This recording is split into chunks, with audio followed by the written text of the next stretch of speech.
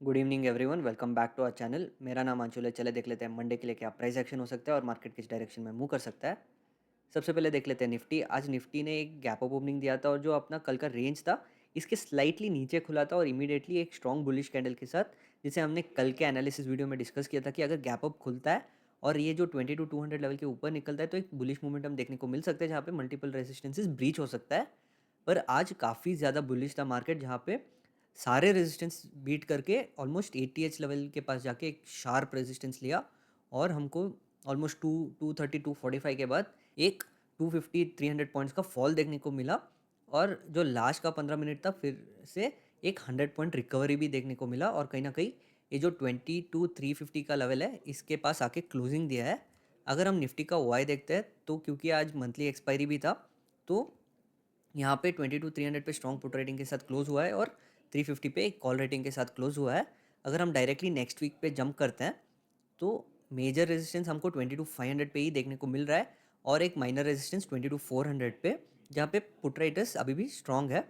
अगर निफ्टी है इस लेवल से ऊपर के साइड या 22,400 की तरफ मूव करता है, यहाँ पे पुट राइटर्स डोमिनेट करता हुआ देखने को मिल सकता है। डाउन साइड पे इमीडिएटली 22,300 पे सपोर्ट देखने को मिल रहा है और 200 पे भी एक स्ट्रॉन्ग सपोर्ट देखने को मिल रहा है। अगर हम चार्ट पे वापस आते हैं और वीकली चार्ट देखते हैं तो यहाँ पे भी हमने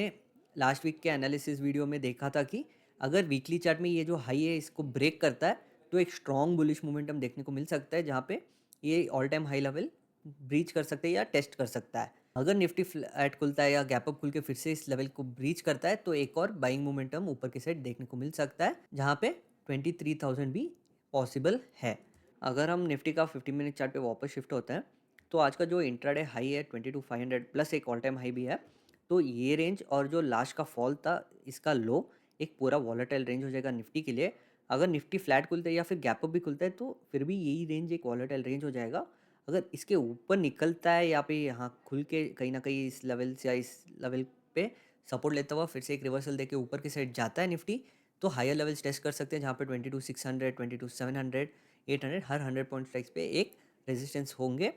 अगर डायरेक्टली एक गैप अप ओपनिंग आता है और एक बाइंग मोमेंटम आता है तो फिर से एक बुलिश मोमेंटम कंटिन्यू होता हुआ देखने को मिल सकता है। गैप अप खुल के नीचे के साइड आता है तो ये जो एटीएच लेवल है ये एक सपोर्ट लेवल की तरह काम करेगा और फिर से एक रिवर्सल देखने को मिल सकता है। अगर निफ्टी में गैप डाउन ओपनिंग आता है या फिर ये जो लो है इस लो के नीचे ट्रेड करना करता है तो ये पूरे बायर्स के एसएल हंट हो सकते हैं और एक फिर से एक सेल ऑफ या पैनिक ट्रिगर होता हुआ देखने को मिल सकता है, जहाँ पे 22,100 और 22,000 एक मेजर डिमांड जोन होंगे निफ्टी के लिए। अगर हम बैंक निफ्टी की तरफ देखते हैं तो बैंक निफ्टी में आज सिमिलर केस था पर निफ्टी जितना बुलिश नहीं था, जहाँ पे बैंक निफ्टी ने भी ये जो रेंज था इस रेंज में ही एक फ्लैट ओपनिंग देके ऊपर की साइड ब्रेकआउट दिया और जो हमारा ऊपर के साइड रेजिस्टेंस लेवल था इसको टेस्ट करता हुआ फिर से निफ्टी के अलॉन्ग विथ निफ्टी एक नीचे के साइड फिर से पूरा फॉल दिया, जहाँ पे आज का जो पूरा रैली था इसको पूरा एनगल्फ किया। अगर हम इस फॉल का लो देखते हैं तो ये जो 47,000 का ब्रेकआउट लेवल था इस पे ही इस पे ही सपोर्ट लेके एक क्लोजिंग दिया है अराउंड 47,100। अगर हम बैंक निफ्टी के ओआई की तरफ देखते हैं तो यहाँ पे 47,500 जहाँ से आज एक रेजिस्टेंस देखने को मिला था, राइट, ये लेवल पे अभी भी स्ट्रॉन्ग कॉल राइटर्स बैठे हैं। डाउन साइड पे देखते हैं तो 47,000 इमीडिएटली एक सपोर्ट लेवल है, जहाँ पे आज का जो फॉल था लास्ट का वो वहाँ से ही एक सपोर्ट लेके ऊपर के साइड गया है, राइट, ऊपर के साइड जाके क्लोजिंग दिया है। अगर हम इस बीच के स्ट्राइक्स देखते हैं तो थोड़ा सा वॉलेटिलिटी देखने को मिल रहा है। अगर हम बैंक निफ्टी के चार्ट पे आके वीकली टाइम फ्रेम पे एनालाइज करते हैं तो बैंक निफ्टी में भी सिमिलर केस ही है, पर बैंक निफ्टी इतना बुलिश नहीं था जितना निफ्टी था। और बैंक निफ्टी ने जो ये वीक का कैंडल था थोड़ा सा नीचे खुल के फिर से एक बुलिश मोमेंटम दिया और जहाँ पे ये जो पिछले वीक का हाई था इसको ब्रेक करके एक ऊपर के साइड या ऊपर के डायरेक्शन में ट्रेड किया है। अगर हम बैंक निफ्टी का 15 मिनट चार्ट पे आके एनालाइज करते हैं तो ये जो रेंज है 47,500 से लेके 47,000, अभी ये पूरा 500 पॉइंट का रेंज एक वॉलेटाइल रेंज हो गया है।